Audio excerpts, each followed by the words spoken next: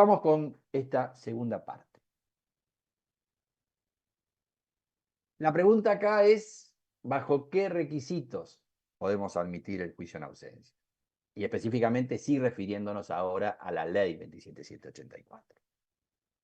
Decíamos recién que el juicio en ausencia sí bajo ciertas condiciones y que lo que vamos a ver en esta segunda parte son esas condiciones, y los interpelaba con estas conclusiones a las que llega Rafecas, diciendo sí, bajo ciertas condiciones es admisible.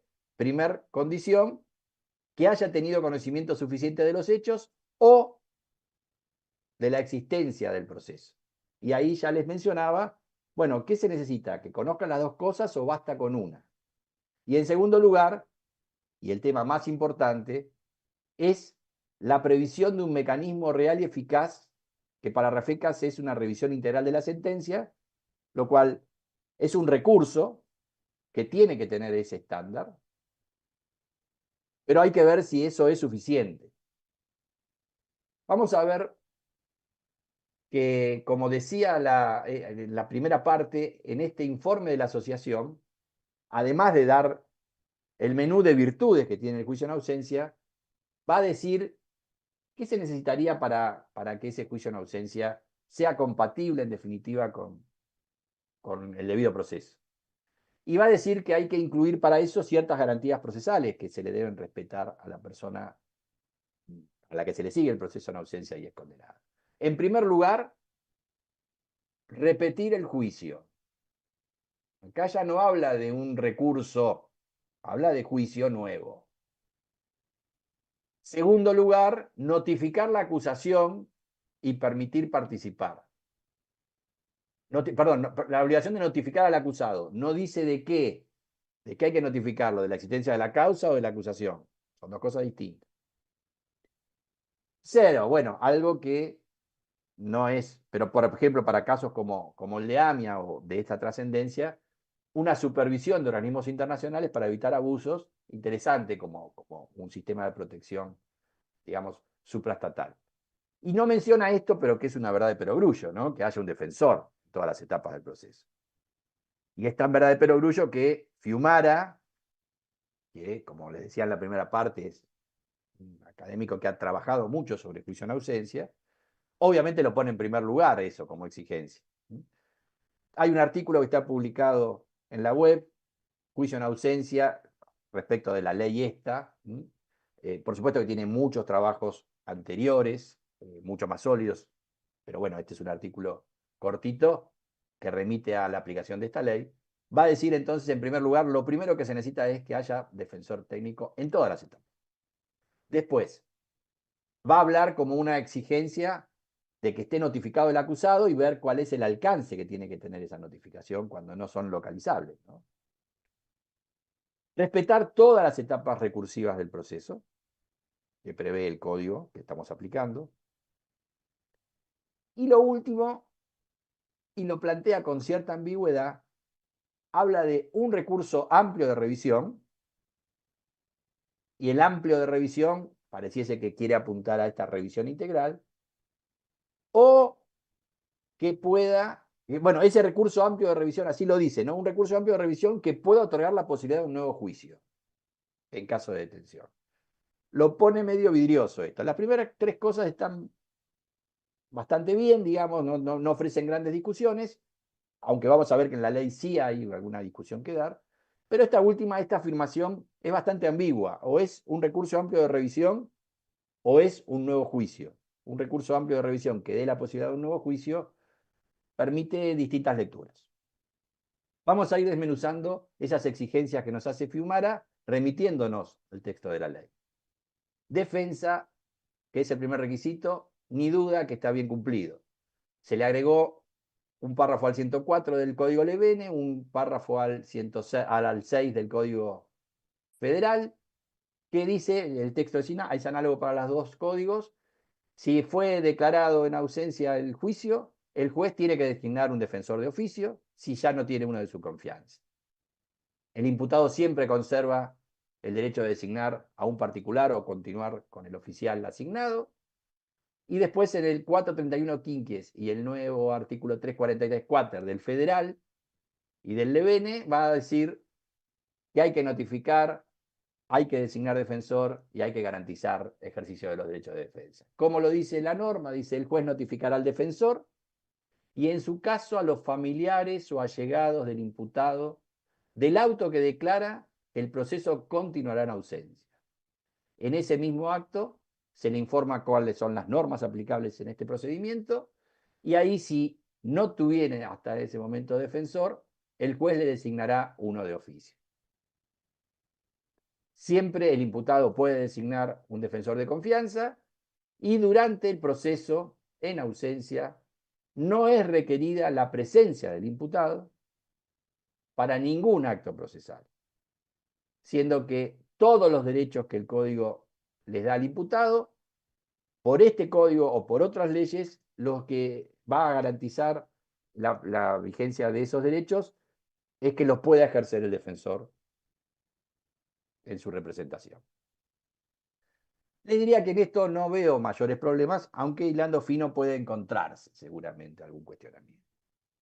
Por otro lado, aparece este alcance de las notificaciones. La ley da ciertas precisiones, lo hace en el 431.4 del Código Levene y del 343 del Federal con el mismo texto. Dice, el juicio en ausencia procederá contra el imputado declarado rebelde siempre y cuando, primero, el imputado conozca la existencia del proceso, no se presentare, no respondiere, no acatare o eludiere los requerimientos de la autoridad judicial. Yo no veo tanto problema en esto, salvo que el estándar sea que te notifique de la acusación, no solo de la existencia del proceso. Pero creo que podríamos sortear esto admitiendo que solo es conocer la existencia del proceso. Y después sí vienen supuestos que son más complicados, que es este intento razonable por tenerlo a derecho, que es un estándar que vimos del sistema europeo. Pero claro, ¿cuándo nuestra ley va a decir que se hizo un intento razonable? Cuando pasaron 4 meses de la orden de captura, nacional o internacional, y no fue encontrado. Y ahí vamos a lo que Mario decía en la previa. ¿Hay un esfuerzo razonable por tenerlo a derecho o simplemente es esperar que pasen 4 meses y nada pase? Ese es un problema. Y después, sí, este otro supuesto no me parece conflictivo, que es que se pidió la extradición al país donde está la persona imputada y se le denegó o no tuvo respuesta, la cajonearon. En ese caso me parece que no está mal, pero este otro, el de 4 meses, me parece complicado. Pero lo más complicado aparece, bueno, no en esto estamos perfectos. Respetar todas las etapas recursivas. Sí, eso se le garantiza. Se incorporan 2 normas en cada código que va a decir que la persona condenada en ausencia tiene disponible todos los recursos contra la sentencia definitiva, pero los plazos corren, con lo cual si nadie interpone un recurso allí, queda firme esa condena. Pero claro, el que puede interponer el recurso es el defensor. Acá no hay problema, aunque genera algún otro problema, porque claro, si ya quedó firme el recurso, en base al recurso de casación de la defensa, que es el que, según Casal, es el que debe garantizar la revisión integral. Una vez firme eso, si después no le garantizamos un nuevo recurso con revisión integral, estaríamos en problemas, siempre y cuando admitamos el recurso, ¿no? Como una vía, y no exijamos el nuevo juicio. Pero el problema viene sí en cómo vamos a revisar esa condena cuando aparece el imputado o es habido. La ley habla de la posibilidad de nuevo juicio y habla también de la posibilidad de un recurso de revisión, pero de manera muy limitada. Esto está en el 431 septies del Código Levene y en el 343 sexies del Código Federal. Solamente se admite un nuevo juicio una vez que el imputado se presente y en el plazo de 10 días solicite el nuevo juicio, pero solo en estos 2 supuestos. Si no tomó conocimiento del proceso, cuando justifique que no pudo concurrir por un grave y legítimo impedimento. O sea, dos supuestos muy excepcionales. Y habla así de un recurso, pero no de un recurso con revisión integral, porque habla de un recurso de revisión contra la sentencia firme. También un recurso de revisión que no se abre por cualquier motivo. Solo se puede abrir ese recurso de revisión si existen hechos o elementos de prueba que solos o unidos a los ya examinados en el proceso demuestren estas cuestiones: que el hecho no existió, que el condenado no es responsable, que su participación en el hecho fue distinta a la que se estableció en la sentencia, o que el hecho encuadra en una norma penal más favorable, o que la pena no esté justificada. Con lo cual es súper excepcional este recurso que, insisto, no es de revisión integral. Y acá sí veo un serio problema en esta parte de la norma, que hay que ver cómo la superamos, si es superable. ¿Es suficiente? No. ¿Basta un recurso? Si fuera un recurso a lo Casal y a lo Herrero Ulloa, con revisión integral, sí, podría ser. Pero este recurso de revisión que le habilita, en los casos que no va al nuevo juicio, no habla de este tipo de recurso. Está hablando de un recurso de revisión muy limitado. Desde esta perspectiva, este recurso que prevé la propia ley no es suficiente y pareciese que se necesitaría un nuevo juicio para entonces respetar las garantías del imputado condenado a una ausencia. Y en ese sentido hay que ver si es real que esto se necesite así o si bastaría un recurso amplio, que la ley no prevé y que el nuevo juicio tampoco se prevé con la amplitud que sería tal vez necesaria. Ya teníamos precedentes en la Argentina con procesos de extradición, básicamente, como decía Mario. Muchos países de Europa, Italia ha sido nuestra fuente más frecuente en esto. Hubo varios procesos de extradición donde interviene la Corte Suprema, y la Ley de Cooperación Internacional, la 24767, habla de casos de juicio en ausencia, diciendo cuando no se va a conceder la extradición, que es cuando fue condenado en rebeldía, pero sí se le permite si el Estado requirente da las seguridades, por default. Dice, la ley dice, no se concederá si el Estado no diere las garantías de que reabrirá el caso para oír al condenado, permitirle el ejercicio del derecho de defensa, la defensa material, y dictar en consecuencia nueva sentencia. Con Italia, que tuvimos muchas idas y venidas, finalmente en 2003 firmamos un protocolo adicional al Tratado de Extradición, donde el artículo 1, inciso 2, nos habla de que solo se va a conceder la extradición si hay nuevo proceso. Y en estas dos, en una ley y después en este estándar de otra ley, en definitiva es lo que aprobó con la ley que aprueba este protocolo adicional, se habla de nueva sentencia o de nuevo proceso. Claro, se reabrirá, dice la ley, para dictar nueva sentencia. Pero puede ser que se reabra solo para un recurso, o hay que hacer un nuevo juicio. O sea que la propia legislación argentina en esto ha sido de alguna manera ambivalente. Y llegamos a pronunciamientos de nuestra Corte Suprema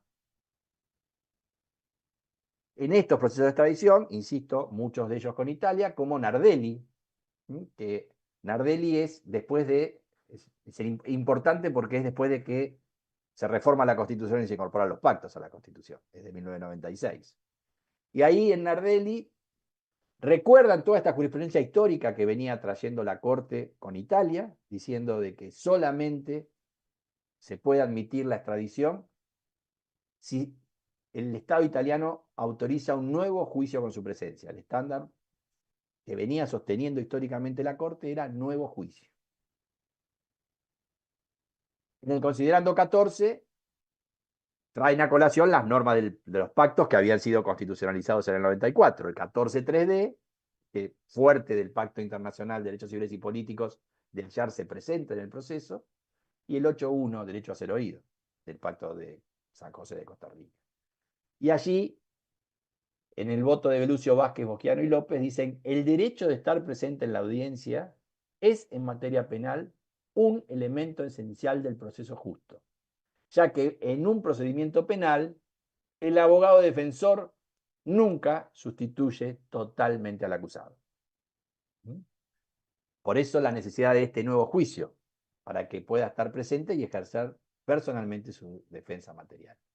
En el voto de esta causa Nardelli, de Fay, Petracchi y Bosser, voto conjunto, recuerdan también esta condición del nuevo juicio y ya no la ponen en base a pacto, sino la meten en el 18 de la Constitución, siguiendo la tradición, digamos, procesal más firme en Argentina. Y van a decir que ya la Corte, antes de la reforma constitucional, había sostenido en fallo 51.205 que no puede aplicarse una condena sin previa audiencia del interesado, y en otros fallos posteriores decía que hay violación al derecho de defensa cuando se priva al imputado de personal intervención.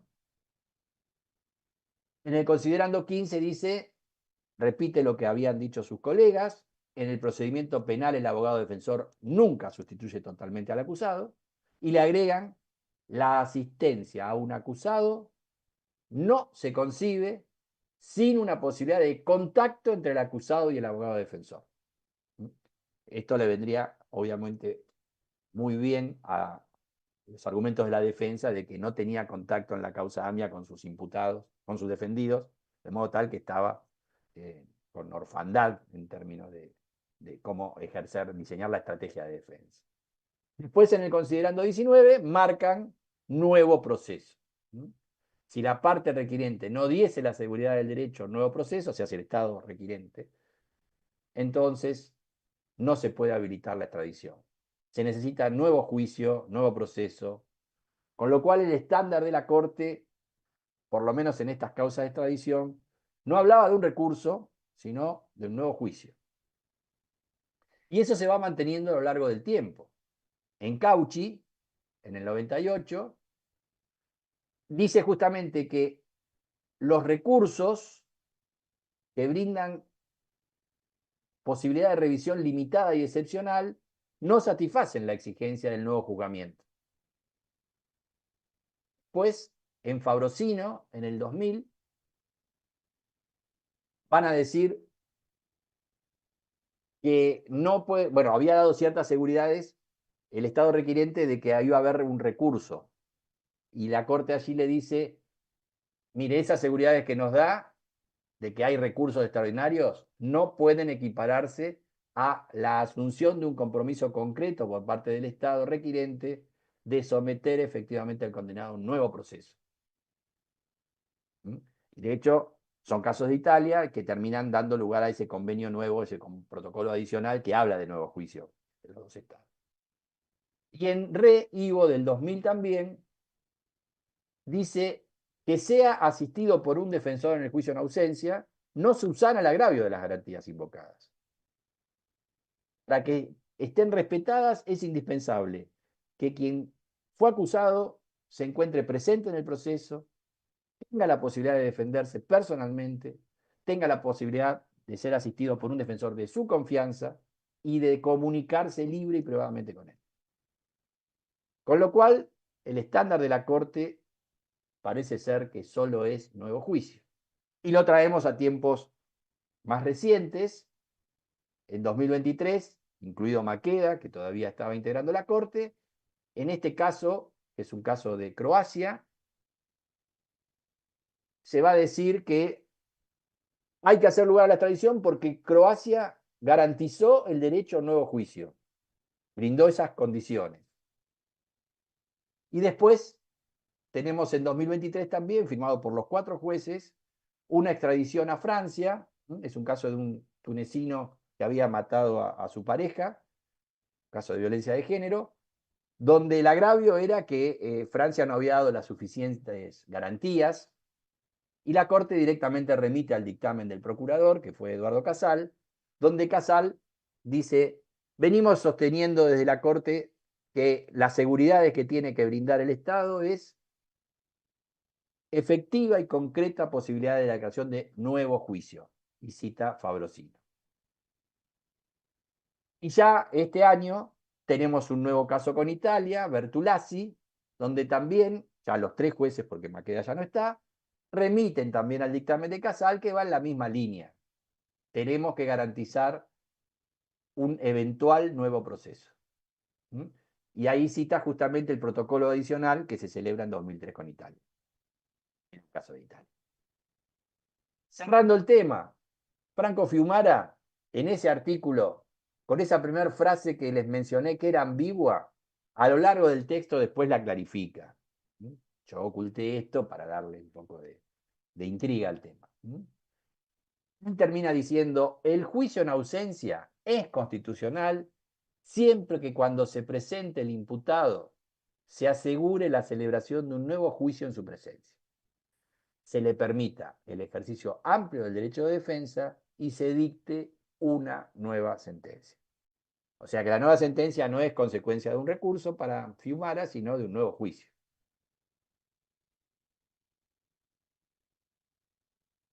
La contracara es este trabajo de Diego Hammerschlag de la Universidad de Palermo, que también está en línea y lo pueden encontrar, donde él termina diciendo, el requisito de un nuevo juicio es un requisito constitucional, es dudoso, dice, o es solamente una exigencia legal.